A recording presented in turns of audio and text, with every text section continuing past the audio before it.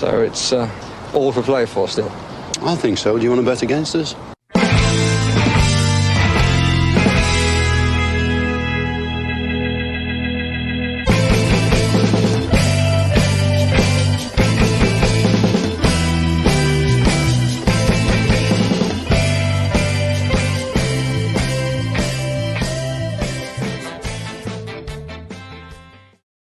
Hi villains and welcome to For the Love of Paul McGrath podcast on the final whistle, the post-match podcast of Aston Villa 2, Bournemouth 2.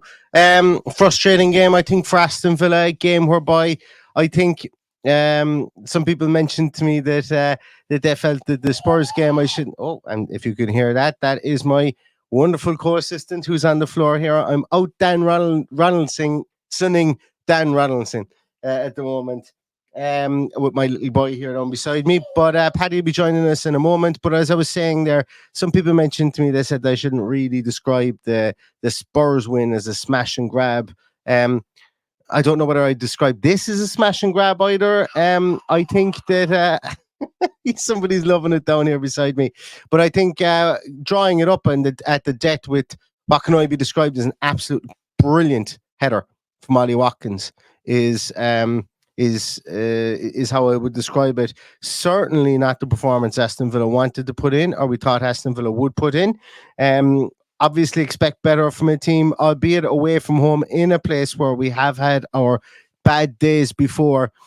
We were the masters of our own downfall, I think, for both goals. The setup didn't help us at all. I think, as referenced, I suppose, when you look at the amount of changes and how early that Unai Emery made those changes in the second half, I think he wasn't happy with the setup, and I think he will point to that in midweek meetings and probably in the post match as well.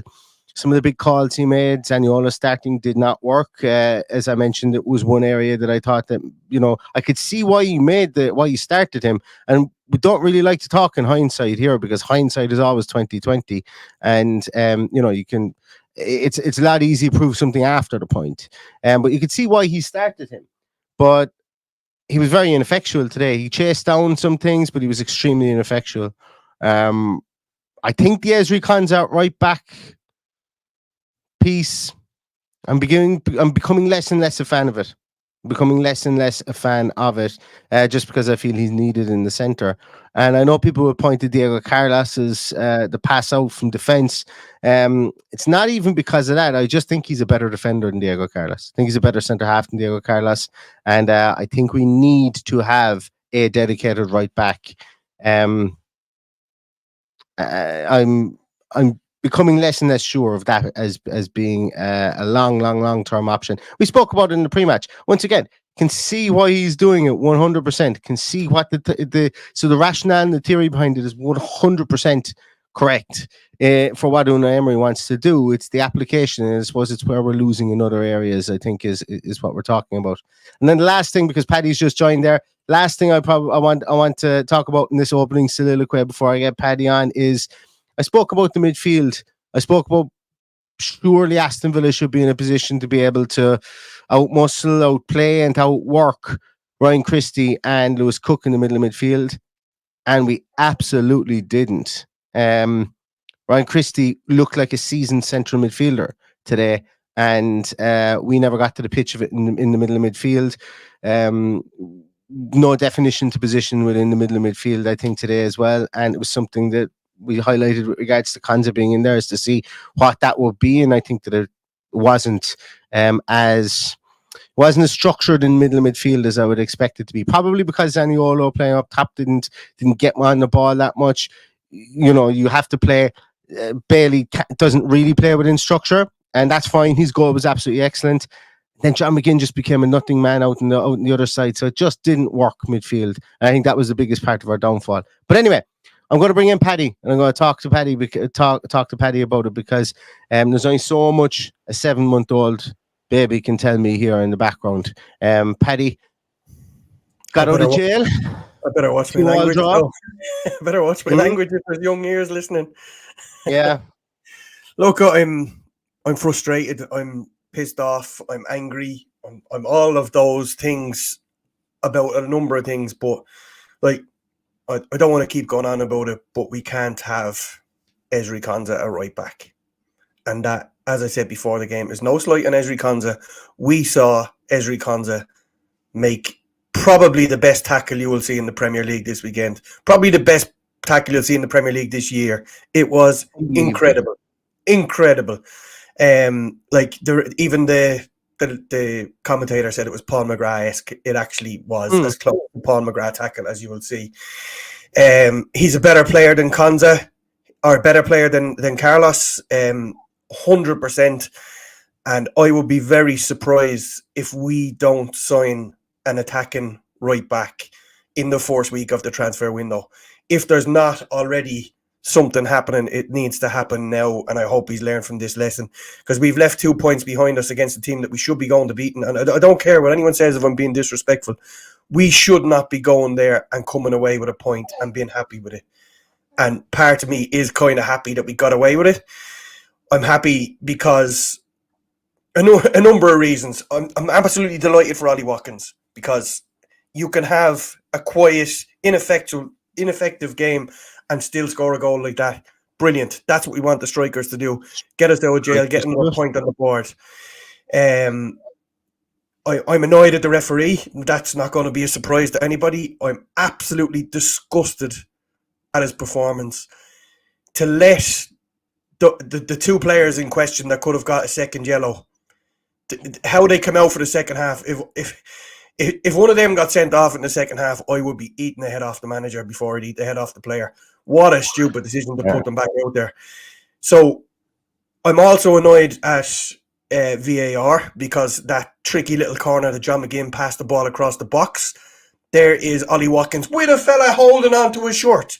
Regardless of whether he gets a fucking shot away or not, that is a penalty. Yeah. But we discovered in the first half that you could pull a shirt and get away without a yellow card. So they're blatantly obvious that they're fucking inconsistent. They're useless. They're bringing in new referees which aren't any better. It is disgusting. The league is the best league in the world, and we've got the worst officials. And that one that you brought up, actually, I completely forgotten about that one with McGinn. Even for the goal, the drawing of the lines from that angle. Come on, are you going to tell me? I've said this again. I worked in perspective. I worked in perspective as an architect before, as in angular perspective. So I'm talking about. There is no way you can be confident of where you're putting it. Now, I don't even know if Dini's foot was on the ground, and things. Anyway, that's beside the point. That's what we said at the time. And the problem I have with the offside decision is, for some unexplained reason, the Premier League voted against that automatic offside. That system brought in that they had at the World Cup, which was able to tell us in a matter of seconds. Instead, we have to sit there and watch. I'm telling you, I'd love to hear what VAR were saying during that phase of play, because I'm telling you, there was absolute fucking panic in that VAR room. They didn't know where to draw the line, where it was going to go. Was his foot on the ground? We have to take. Well, I don't even think it matters if his foot is on the ground or whatever. But what you can't tell is, if his foot's on the ground, you can't tell if it's ahead of it. Oh yeah, that's what I'm saying. Yeah. So no, I agree. From perspective, there's absolutely no way. Also, look, where they have the camera, and I know it's probably the only place they can have it, but that camera should be like there was a gantry, there was a beam to the left. Look, it's just all smoke and mirrors. And look, it may very well have been offside. It was inconclusive, but as we say, is there any reason why I can't award the goal? And they look at it and they go, I can't really prove. I'm not 100% sure if this guy is offside. Whereas when you look at something like that, you're drawing a line. And anyway, look. All they have done is they've made these totally inadequate referees have to draw a line by not bringing in the system. And as a result, we are getting mistakes. I'm not saying today was a mistake. I'm saying it was inconclusive. And how you can draw a line when someone's foot is in the air is absolutely beyond me, because it looks a few inches further forward than it actually is. So, yeah. Anyway, I'd like to see all of their AutoCAD skills as well. I'd like to see what their City and Guilds for AutoCAD is. That's what they're drawing. That's what they're drawing. They're using some vector program like AutoCAD. They're drawing. Anyway, look, we get on about it. Look, as I say, it's it's a point, and you know, but we talk about these talking points. It isn't a bitch no more. Well, it is, but you know, you guys would all say, why haven't you discussed these points if we don't discuss them? And that's why we're discussing them here as well. And look, there's a pat in the back to Bournemouth as well. They were aggressive today, and like they were aggressive from the point of view of their forwards were getting in tackles high up the field, but I think all over the pitch they outworked us in 3 of the 4 areas in the field, I would say. And that's that. Look, you could say we're leggy but we look leggy in attack and we looked naive in defence. The thing that pisses me off most about this game is not the result. The thing that annoys me most is we concede an early goal in the first half, we concede an early goal in the second half. Stato, if you're in the chat, pull up some numbers, because I think we've got a brutal record for that, and something has to change there, because that will be one of the reasons why we won't get into the league position that we all feel we should get into this season, is conceding and mental lapses early in both halves. That's the thing that annoyed me the most about this game. Obviously, from a Villa point of view, I'm not really annoyed in performances of players. People perform poorly. Like, I'm not here roaring at anybody or giving out about any Villa player. Look, if they perform poorly, they perform poorly, and we can call it out, we can say it, but someone isn't a prick just because they perform poorly. But the most disappointing thing is the mental lapses that we had early in the game and early in the second half. And as you said, we shot ourselves in the foot for the first goal. We passed it directly to them. And the second goal, we just weren't at the pace of the game. And it was shown when they went to play down that right-hand side. Konza was it Konza, I think, might have been a small bit far forward. And then Pau Torres got back in the middle. Diego Carlos and Pau Torres, their partnership wasn't quite there coming out in the second half. And that was, look, they preyed upon that. The amount of times Slanky just pulled off into the centre of the two of them was worrying at times. One massive positive, Paddy, Emi Martinez. I know we conceded 2, but geez, he blocked some marbles today, didn't he? He was really good, really, really sharp, instinctive saves to get down to a couple of cutbacks. And I thought he was very, very good today. And we had our chances as well, which we'll speak about in a moment. Yeah, he was excellent. And look, it's great to have him there. Even the one that was eventually ruled out for off, but eventually they came back for the offside, was absolutely brilliant save. He's worth a point to us today for sure. Absolutely. And look, Paul O'Neill makes a great point. If you'd have said to us last Saturday evening when we were doing our preview show, or Friday, whatever it was, you could have 4 points out of these next 2 games, we'd have been delighted. It was the manner today in which we started off, in how we played, in the fact that they should have been down to 10 men. I have absolutely no doubt about that. All of these things coming into play has me angry, and that's just it. Don't get me wrong, I got up and went absolutely ballistic when that header went in, just as much as everybody else. And look, it could turn out to be a vital point as the season goes on, but lessons have to be learned. We cannot, and hopefully will not, play that system at the back again.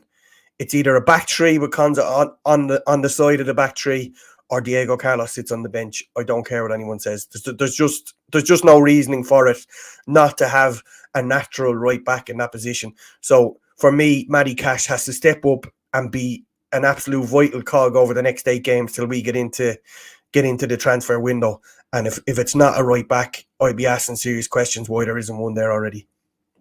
Yeah, I think so. I think I think the right back position is under a microscope for the last 2 or 3 games, and we'll see what they come up with in January. Now, Paddy, it isn't all doom and gloom, and I think when we look at it, I think a lot of people, once again, when I step back from it here as well, I always say, when you don't beat a team, I firmly believe this, that sometimes when you don't beat a team, or sometimes when you lose a game, and sometimes when you lose badly, the anger that comes from that performance mostly comes from maybe a sense of embarrassment, or being embarrassed because we're associated with that team, you know. I don't think there's anything much to be embarrassed about in this game for sure, because I just thought that no game is given, and Bournemouth were very good in this game, and they outworked us. They did outwork us, and some people may think that's embarrassing, but you know that happens from time to time, specifically when we're a team that isn't fully cooked. But we did make some chances. You know, the goal that Leon Bailey scores is some strike. Like the technique to be able to keep that low. We've seen that very player kick that over the stand before. What technique to be able to cut in your left-hand side and just arrow it into the bottom corner. I thought it was a really well-worked goal, and I thought he absolutely smashed it. Look, he's going to be a player that's going to be in and out of the game a small bit. That's fine, but that, like, specifically away from home. But he's got an away goal. We always make the joke about him only ever being able to play at home. He's got a very vital goal for us today, and I thought it was a really good goal, Paddy. What was your view of it?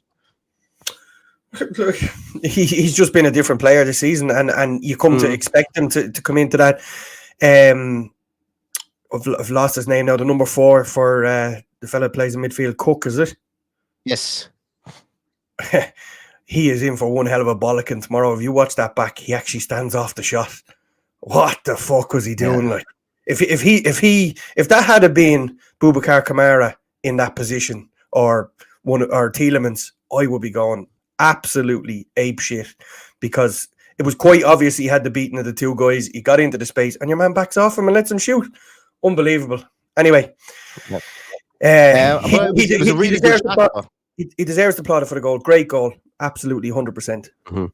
Yeah, and if he can, like as I say, we've seen him come off the bench and be fantastic when he's come off the bench. He started today. He had an impact, albeit there were times in the game where Villa couldn't get into the game. Himself and Watkins were isolated an awful lot. I don't point the finger at him and say, "Oh my God, he was poor today" or anything like that. For sure, we couldn't feed him the ball because while we had possession, Bournemouth were very resolute there as well. So very, very good green shoots from him again today, and great to see him get a goal away from home. I'm going to talk about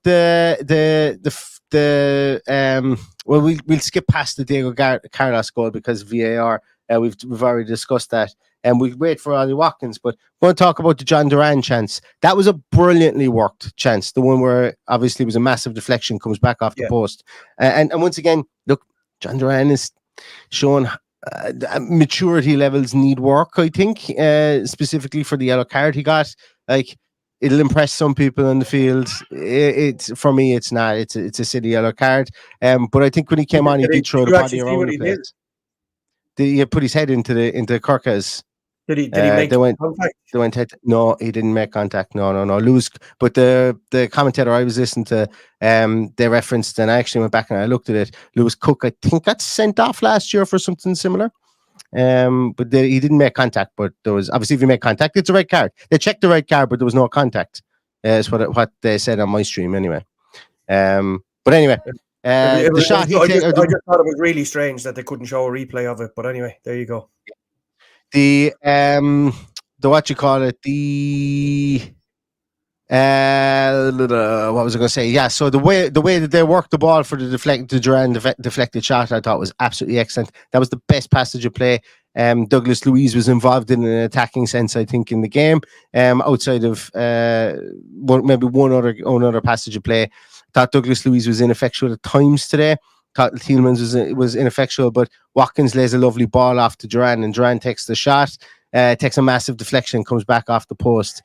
That to me kind of summed up our day. We didn't get a stroke of luck today, but at the same time, the players that we have, we shouldn't be waiting for strokes of luck. But I think in this instance here, that one spins off the post and goes in. We're all blessing ourselves going, whoo, what an absolute gift from that deflection. But a really well-worked chance, Paddy. Do you remember it? Yeah, I do remember it. Absolutely. And look, he didn't even hit it well. It was just a deflection, took it in because that's how the keeper was so wrong-footed, because he pulled across the ball and hit the defender. But it's just on another day that goes in. Not usually for us, but for another team that would just nestle in the bottom corner, and it'd be a different story. We would have been horsing into it for the last 10 minutes to try and get a winner. The lads in the comments are saying here that he got the yellow card for lifting him off all over the stream I was watching. They said that there was almost a clash of heads. That's what I heard as well. And I actually thought that's what he was doing, just getting him off the pitch. So what he was doing, maybe he lifts him up and then goes at him. What he was doing was the referee's job. So the referee let him walk off all the way up the pitch like that, and John Duran had enough of it and pushed him off the pitch. That's what I thought happened, and I couldn't understand where this leading the head in was coming from, because I certainly didn't see it like that. Yeah, it's Well, yeah, as I said, I was only going by the commentary. I think you asked me, did I see it? I meant to say, no, I didn't, because obviously they didn't play a replay of it, but that's what the commentary in the stream I was watching said. The 100% legal stream that I was watching said, by the way, as well, just in case anybody's watching. Which is obviously a little bit quicker than my illegal stream, because you were on here and I was going, fuck it, Neil is on and I'm still watching this game. Yeah. Okay. Sometimes you gotta get the good stuff. The other one, then the final one, the goal, which so I left Leon Bailey on the bench, and he didn't come on from my fantasy football team. And was I the delighted boy to see Diaby cross one in for Watkins when I had both of us on the field of play. So that header. And I think we'll finish up on this because we could stay here talking for next half hour about this game and different idiosyncrasies of it. But like Ollie Watkins, much maligned, but like he had what I would term almost like a Kane-esque performance today. There's been times, and Kane's goal scoring record matched this. There's been times whereby he's led the line up top, nothing has really gone his way, and then all of a sudden he bang comes up with a goal whereby you look at him and you go, how did he finish that goal? That header today, you give him that another 500 chances. You give him 500 chances to replicate that, he can't do it. But he did it, and when it mattered, and it ends up in the back of the net. No, What a header! I think he can do it. I think that's how much he's changed his game. I think every way he angled his body to get on that ball is exactly how hard he's working to be in the position he is. And I wasn't his biggest fan, and I am quite happy to have him firing on all cylinders, even though, as you rightly say, it was one of those games where you forget he's on the pitch, and then bang, he's there and puts the ball in the back. Ollie Watkins, and in fairness to him, Ollie Watkins' interviews are usually to the point. They can be critical when he wants to, when he needs to. And he said today, talking about the header, he goes, "It was a good header, one of the best I've scored. We've had a lot of chances and we could have killed it off. I'm very happy with my form, but I'm harsh on myself and I want to push on and become a better striker. It shows our resilience to come back." It says here, but we're not starting games away from home. If we can iron that out, it will help us. But every game we want to win, and we are in good form. So, like the fact that he's, I think it would be almost negligent if anybody asked about starting games away from home. He's called it out there. He said, "Look, we're not starting games away from home," and fair play to him. And I think that's not a narrative the team should shy away from. Like, strong teams don't shy away from the negative, from a negative. Something that's as glaringly negative as that, I suppose, really, but also from the negative part of our trends just within their team. You don't shy away from it. You talk about it. Because if you don't talk about it, it gets in the back of your brain. And if it gets in the back of your brain, well, then, best of luck to you after that. But fair play to Ollie Watkins. What a brilliant goal. What a brilliant header. And, long may it continue. 13th goal this season. We're only at the turn of the year, so well done, Mr. Watkins. We said he'd get 20, but hopefully a lot more in the Premier League than anywhere else. Quick mention to the shithousery that went on with Bournemouth. The rolling around and trying to get fellas booked was absolutely embarrassing. You're in a stadium, and I'm sure I'm not the only person that heard this. I'm sure I'm not the only person that heard this. And bear in mind that the referee was caught like a rabbit in the headlights, totally intimidated. I could hear a fella counting how many seconds Emi Martinez had the ball in his hands at one stage. Did you notice that? No. I'm going to be honest with you, Paddy. I didn't really feel like Bournemouth were milking the rolling around or anything like that. No, it's like, basically, I wouldn't have brought it up, but if you brought it up,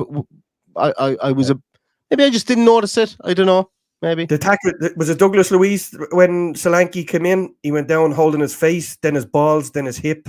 Which is it? Which is it? I didn't notice it. I just don't fucking get it. But look, what the point I'm making is the referee got intimidated by the players, not by the fans. I could hear Unai Emery barking out instructions at one stage. The commentator even commented on it, that we could hear Unai Emery over that pathetic turnout from the fans. All those empty seats was absolutely pathetic for such a small stadium.